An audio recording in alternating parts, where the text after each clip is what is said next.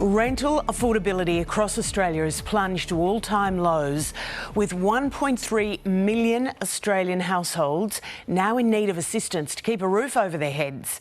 The Rental Affordability Index by non-government organisation National Shelter reveals the cost of renting is rising faster than wage growth in almost every capital city. Sydney, Hobart and Brisbane now top the list as the least affordable capital cities, eating up close to 30% of the average renter's income. And it's not just a city problem. Rental stress is also on the rise in regional areas, as you can see here, with low vacancies and high interest rates feeding rent hikes right across Australia. Let's go straight to Steph Ferrier in Melbourne. Steph, good morning. What does the data show?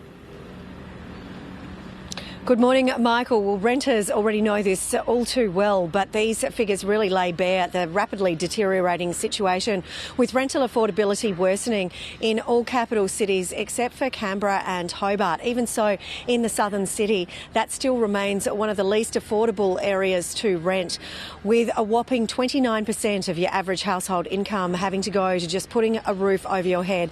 And that is the same amount of household income that you have to spend in Sydney as well, with rental affordability really rapidly deteriorating, tumbling down 13%.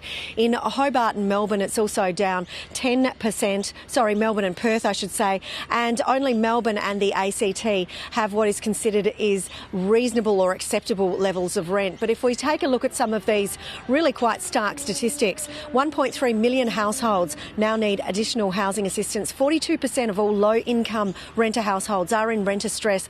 That's up 13% from just 15 years ago. Renters spend an average almost a fifth of their income on housing costs. More households with middle to higher incomes are renting for longer, making the chance to get those deposits together all that much harder. And if you want to go regional and save yourself some money, think again, because other than regional Tasmania, which was stagnant, the affordability in all regional areas have declined by 3% in the past year.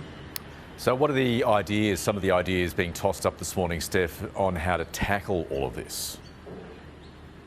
Well, just a bit earlier, we heard from Emma Greenhall. She's the CEO of National Shelter, and she says that it's particularly difficult for those low-income households, those people that are on JobSeeker, for example. 78% of their income is required to be spent on just a one-bedroom unit in most capital cities.